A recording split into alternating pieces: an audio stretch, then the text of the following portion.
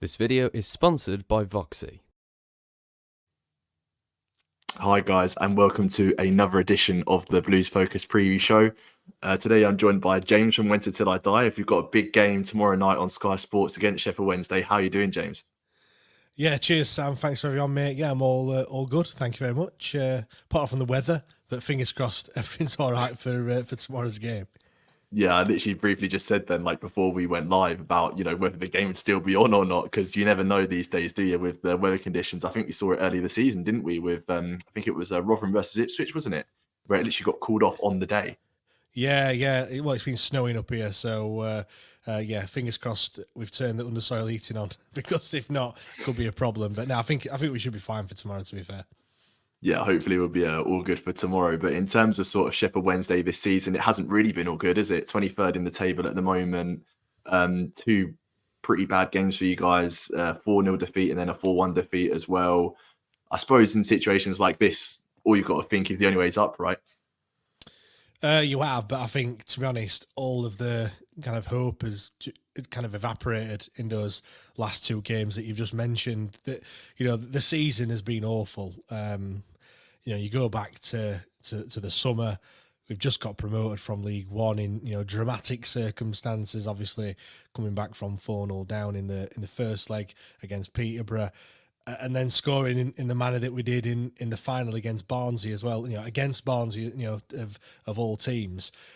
And then, Darren Moore leaves, we bring Cisco Munoz in. He lasts 10 games. We don't win one game at all during his short tenure. And obviously now we've brought Danny Röhl in and things have got better. But as you rightly said, we're still sat 23rd. Results aren't really good enough, if I'm being perfectly honest. They have got better, but we are struggling somewhat. And, I'm just thankful that this game's at home, because away from home, our form has been absolutely appalling. Obviously, we lost at your place earlier on in the season, gave Wayne Rooney his first win, of course. Obviously, we know how that kind of If you're losing to Rooney, then things really aren't going your way. Well, exactly, yeah. But no, the season's been, I want to say ups and downs, but it's been more downs than ups, to be perfectly honest. And it has just been a real rough ride, especially with, the owners that we've got, or say owner, should I say, Dejphon Chansiri. There's he's just totted up 9 years at the helm of Sheffield Wednesday, and quite a lot of us hope that one's the last. And it's just really sad to see, really, that we can have such highs of last season and all the emotions and everything, and like I just said earlier, that has just literally evaporated with with this season, really, how poor it's actually gone. Yeah, and you actually mentioned what I was going to bring up next, which is obviously the ownership situation with Chansiri and the whole sort of turbulence with that, because I only have to look at, the replies to Sheffield Wednesday's Twitter account, where a lot of it is, Chansiri out. And I suppose with all of the chaos that happened at the start of the season, with Darren Moore being sacked as manager, and then this whole public thing where Chansiri said about the fans and that, and Birmingham fans know about bad owners because we've had our fair share of bad owners. And when they lose the plot like that, it's just terrible to see. And you just want your club back, and you want someone in charge that properly gets the club. And I suppose with Chansiri, you just haven't had that. No, we haven't. Like I said, he's 9 years in charge now. He just doesn't get it. He's just so out of touch with everything, really. He doesn't know what it's like to be a football fan. It's not a normal business. All right, football is a business, but it's so different. I always say, if you're wearing Adidas trainers and they're not very good, you can easily wear Nike trainers. If I don't like Sheffield Wednesday Football Club, I can't just suddenly just go to watch the other team down the road. It doesn't work like that. You just go through thick and thin, and we're just being rinsed for every pound coin that we've got. In terms of the season tickets, match day tickets, everything else. It's just, you look at other clubs and you think, how can they, charge the prices that they do? And he said, early on in his tenure that, you pay these prices for the better players. We're still paying these prices, and quite frankly, the football that we're seeing is god awful. I feel really sorry for Danny Röhl, because he's trying his best, but there's only so much you can do with a poor set of players that we've actually got. And like I said, he's trying to do his best, but I think we're we're falling short. January transfer window's come and gone. A lot of people were saying that, we can't wait for January window because the chairman's going to back the manager and everything else. Well, it's come and gone, and he hasn't really been backed. 4 have left, 4 have come in, and I don't think the 4 that have come in are, improve the squad in any way, shape, or form, which is, not great at all. And now, like I said, 2 hammerings that we've had recently, and everyone just, I think it was a bit divided before. A lot of people are thinking, is the grass greener on the other side? Now, to be fair, it doesn't have to be much greener to be any better than what we've currently got, to be honest. And a lot of people are saying, but he's bankrolling the club. He's putting £2 million in a month, which is how much we're losing, which is astronomical amounts of money to say that we're not really spending a great deal. And people are saying, well, can someone come in and do that right now? Or, it suddenly might just pull the plug and we might be in a real, whole world of pain and a whole lot of trouble. The thing is that's not really a reason just to carry on with really poor owners, in my opinion. There will be someone out there to buy Sheffield Wednesday Football Club. You've seen it yourself recently. There is people out there that can do that, but the problem is he's not publicly put the club up for sale, so you're never going to find anyone if you don't put that for sale sign outside Hillsborough. So it's I think the tide's turned though in the last week, and a lot of people are very much Chancery out. There will be a protest on Friday. The 1867 group have printed 15,000 flyers off. So wow. If you see some yellow flyers dotting around the ground, that's exactly what they're for on Friday. So we'll see how that goes. The atmosphere could be a little bit hostile, let's say. Because there was protests last season, and when Birmingham played West Brom, there was like a demonstration that Tommy filmed on our channel, and it was one of the things where every fan was on the same page. It just got to the point where it was so bad that regardless of what you thought about people beforehand or whatever, they're all united in this sort of stance. And I suppose with this financial issue as well, you speak about 2 million being put in, but then that's how much you're losing. It makes it so hard to do transfer business then, doesn't it? And the players that have come in, I believe they're all loan signings, right? Yeah, that's right. Yeah, we've brought James Beadle, the goalkeeper, on loan from Birmingham. He was at Oxford. That loan got terminated and he's come to us. Oh, it was Brighton, wasn't it? Because I think we were interested in him as well. So he nearly went to Birmingham. Yes. It was one of the things where Rooney kind of perhaps wanted to replace the goalkeeper with someone that's a bit more comfortable on the ball. I don't know if that's the case with Beadle from what you've seen so far, or... Yeah, I think he does. He does play like an 11th outfield player, a modern goalkeeper, as people keep saying, which is not like Cameron Dawson, the other goalkeeper. Incidentally, he has picked up an injury, so it is just Beadle that's been playing, and Pierce Charles had to step in for the FA Cup, another youngster that come through the ranks. He's much more confident on the ball and everything, and that's one of them. Ike Ugbo is another one who you might have seen at Cardiff. He's come from French side Troyes. He was on loan at Cardiff. Again, the loan got cut short, and he's come to us. And then the other two is Jan Paveda. He's not called Ian as I first thought. It is Jan. I thought that as well, actually, when I saw him. He was linked with us on deadline day because he'd worked with Mowbray at Blackburn, and there was rumours that he was going to be moving somewhere, and then obviously he's gone to you guys. And I did think it was Ian Paveda as well. Yeah, it's Jan Paveda from Leeds. He's come in. He only played about 20 minutes in the 4-0 defeat at Huddersfield, but he did look bright, to be fair.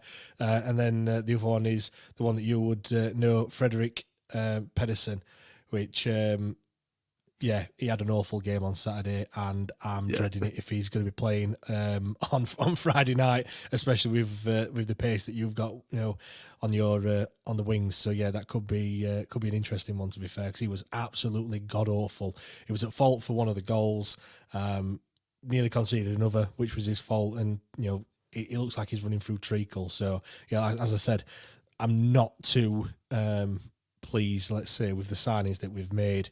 We've signed a goalkeeper. I didn't think we really needed one. In all honesty, I thought Vasquez, who we sent back to AC Milan, was all right, to be fair. We brought in a left back. We needed a striker, and we didn't get one. And it's just so disappointing from our point. We've scored 22 goals in 30 games. the writing's there. The writing's on the wall. Like we need a striker. We need a goal scorer. And I know everyone wants a goal scorer. You know, that's what every team needs. Yeah, but, it's like half the division, isn't it? They always look for a striker. I mean, especially in your guys' case, because you're the low scorers in the championship, so you desperately needed one. Well, everyone wants one, and you know they're like rocking horse shit. But you've got to. We didn't even attempt. Well, I can't say we didn't attempt to sign one. I'm sure we did, but we didn't get one in. We got Ike Ugbo. He's not going to score us the 10, 15 goals or whatever it is we need. Well, we need probably 10 goals in the next 16 games from someone, and I don't think that's him, to be perfectly honest. Because going back to Christian Pedersen, I'm sure it's a talking point that Blues fans, want to find out more about, kind of from your perspective of like what you thought when you signed him, because he's someone that played 155 games for Birmingham. It was a love-hate relationship with a lot of fans of Pedersen. The first season he was at Birmingham, I thought he was fantastic. It was a regimented system he played under Gary Monk, 4-4-2, kept it very simple for him. But then what he'd done was really effective. But then as managers tried to sort of move him around positions where he played like the left of a back three, it really seemed to catch him out. And he seemed, out of position a lot of times. And there was one instance where we conceded a goal, I think it was against Coventry, where he's kind of just on like the edge of the box, just kneeling because he knows like the chance has gone or whatever for him to get back rather than actually making an effort to run back. And after that, Blues fans are like, I've seen enough. But I think the consensus among Sheffield Wednesday fans when he signed was, okay, championship experience. But yeah, not a great debut, was it? No. For me, the way I look at it is that Swansea, who aren't much better than what we are at the moment. They're only a few places above. And he can't get in their side. I think he's made 4 appearances for them. He has. The last time he played was, October or something. We're in February now. So when we sign him, I'm thinking, if he signs a player that had played 4 Premier League games, then you're thinking, all right, fair enough. He can't get into the Premier side, but he's making a drop down. He might be good enough for the Championship. But when you've got a player that can't even break into a Championship side, coming to another Championship club, look, I know players sometimes they don't work at certain clubs and they work, in better systems, or managers can get more out of them. But when you first sign a player like that, it's not brimming with much confidence. And yeah, he got chucked straight in there. We signed him on the Thursday. He played on the Saturday. Marvin Johnson picked up a little injury. Some people have said he got the face on because it was linked with Ipswich, and that deal didn't come to anything. So I don't know which one to agree, whether he's kind of said that he weren't playing or he has picked up an injury. That's by the by. But Pedersen gets thrown straight in there with one day's training or one training session, and I just wish he hadn't. To be perfectly honest, I wish someone else had played. Thomas for Huddersfield just got past him 4 or 5 times. That was just in the first half, and then the second half he did exactly the same. And like I said before, it looked like he was running through treacle, and he had an awful debut. Like honestly, if he never plays for Sheffield Wednesday again, I won't be bothered. I'm really, from that first performance, I'll always give someone a chance, but we've got Reece James. I don't know what Reece James is better than what Pedersen is. I don't know why we can't play him, but that's by the by. Yeah, I suppose like when you sort of explain about Pedersen not really having like any proper minutes since October, it does make sense. Perhaps his performance where he looked a bit lethargic and that, but yeah, be playing against us tomorrow, club that he's very familiar with. But sorry, what's that? He might be, but he might not. I hope he isn't. Yeah. I hope Marvin Johnson's back, because that means that Pedersen won't be playing. But we'll see. We'll see what happens. Yeah, exactly. We'll see. And in terms of sort of Birmingham players that have caught your eye this season, I know obviously our league position isn't fantastic and like it's been very up and down for us this season. But from what you've seen from us, what kind of players are you looking at and going, okay, they may be able to cause us some problems or whatever? Yeah, I mean, obviously Jay Stansfield is one that always stands out. I think he's an excellent striker. He's obviously made that step up and he's doing well. I think he's from Fulham, but obviously he was on loan, weren't he? At I want to say Exeter, but I don't think it was Exeter. Correct. Was it? Or was it? Yeah, there we go. Yes. I should just trust myself. But yeah, he's made the step up and he's scoring the goals. Dembele is one that really excites me, to be honest. He's lightning quick. And I feel like he's going to cause us all sorts of problems, down whichever side he plays on. I know he can play on the left or the right.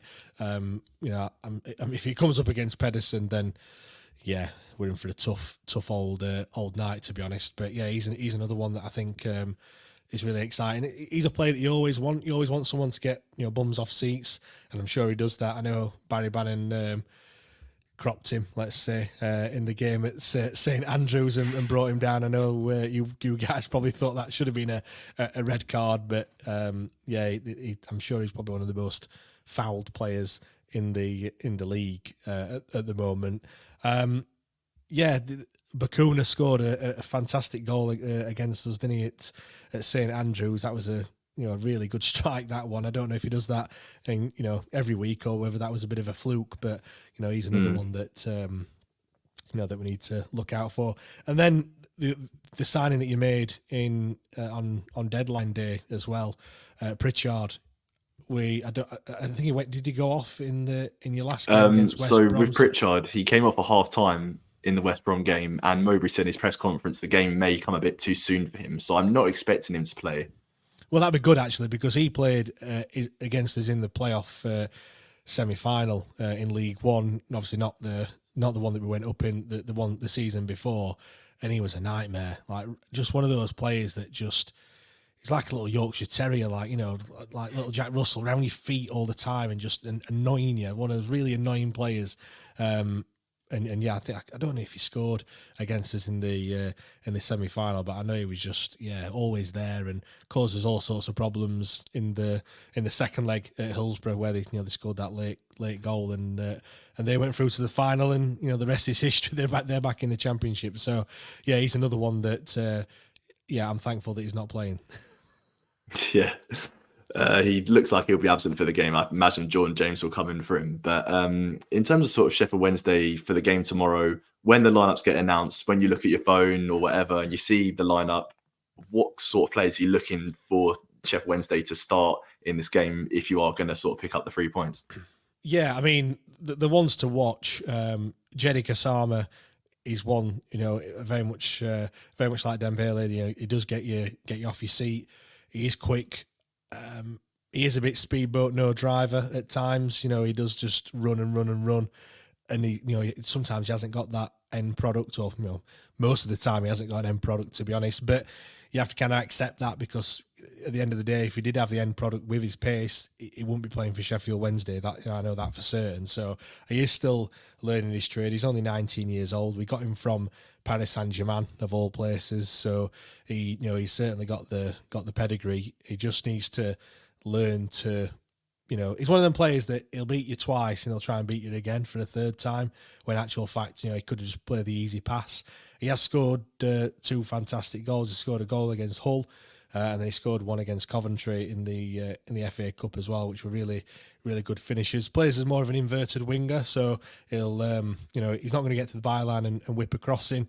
He'll want to cut inside. He'll play on the left. He'll cut inside onto his right foot, and he'll try and have a shot at any opportunity. Like I said, a couple have gone in, a couple have gone a bit wayward, but he's certainly one that does excite us. We've got another one that's very similar on the other side, Anthony Masaba. He came from Monaco, very much in the same ilk.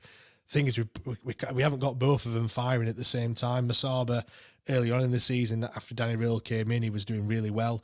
Like I said, very much like Gassama, and they seem to have switched. Masaba's gone off the boil a little bit, but Gassama's now firing. Masaba's a little bit old. I think he's 23. So, but again, just not quite got that end product there just yet. Other than that, I mean, Deshaun Bernard at centre back, he's another sign that we made in the summer. Came from Man United, had a couple of loan spells elsewhere, and we picked him up on a free. He's another one that really cool, calm, and collected. He's Jamaican international. We've only got him on a year contract, which is a bit annoying, because I'd like to have kept him for a little bit longer, and not sure what's going to happen with him in the summer. But at the moment, he's a Sheffield Wednesday player, and he'll bring the ball out of defence. He wins most of his battles in the air.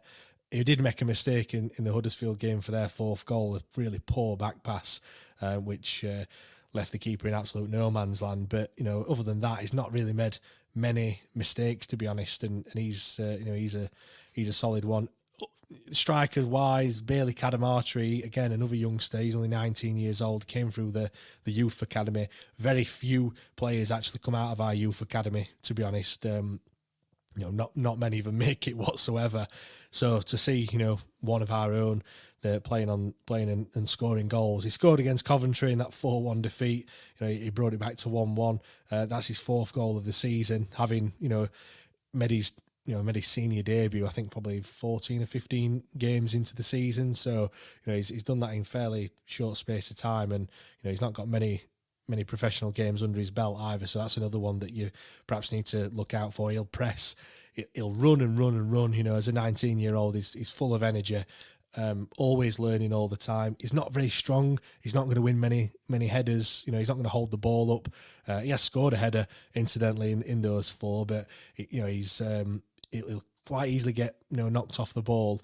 But most of his goals have been one-touch finishes. In the box, one touch, back of the net, and he only needs a sniff, and he knows where the back of the net is. I think he's still the leading goal scorer for the under-23s.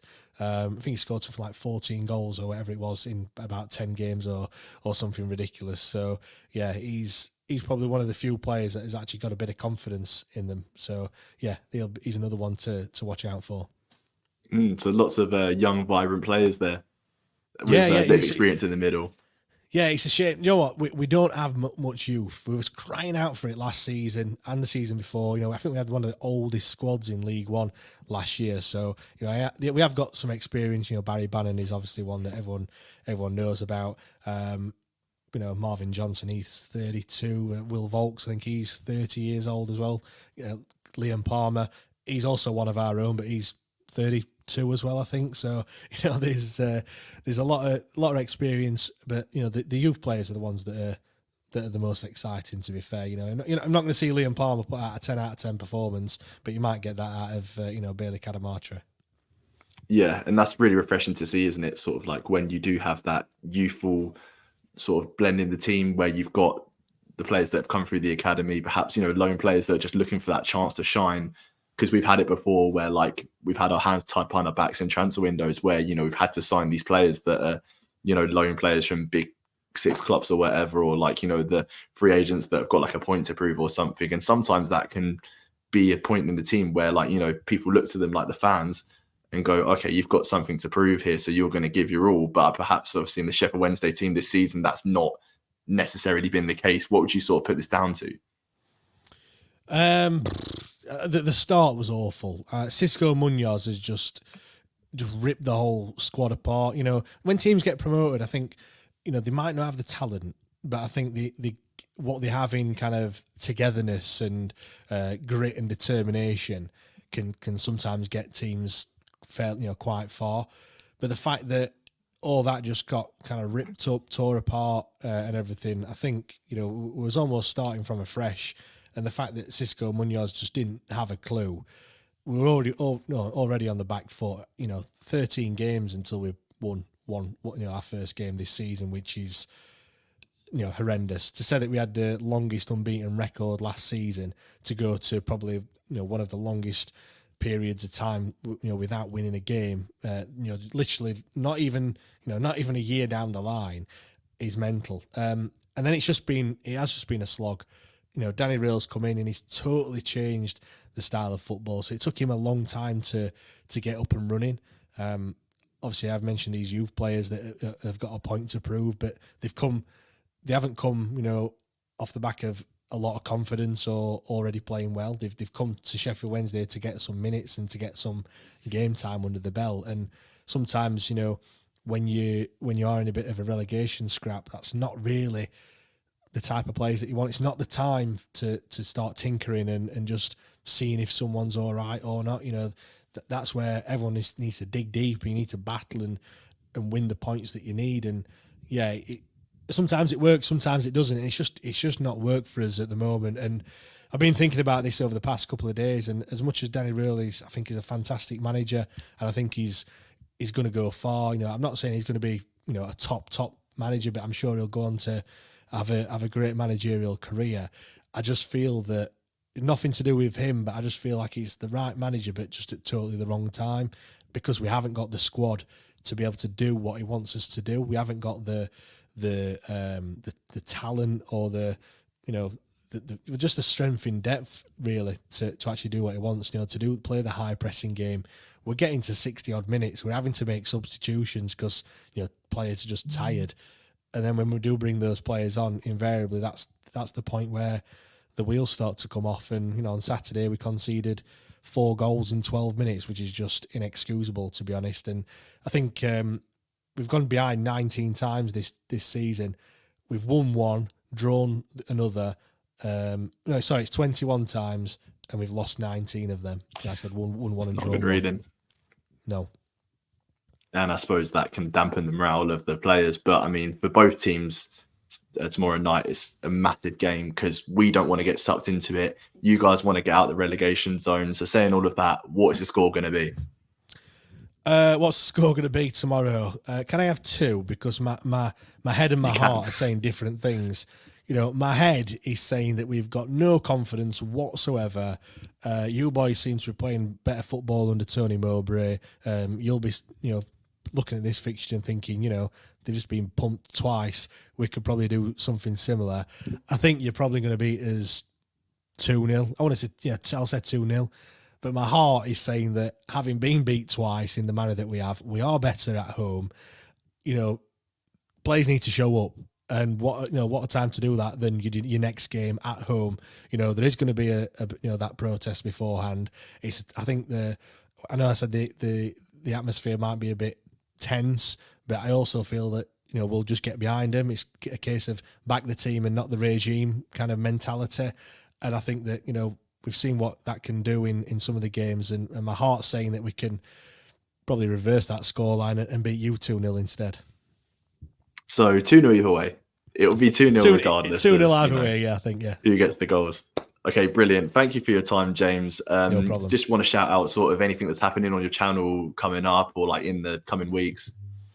Yeah, well, you can just find us, just search for the Wednesday Till I Die podcast on all the major podcasting platforms. We do what we call the debate show on YouTube on a Wednesday evening at 8 o'clock. So, win, lose or draw, we'll be doing that. Obviously, we've got Leicester on the Tuesday night as well, so we'll be talking.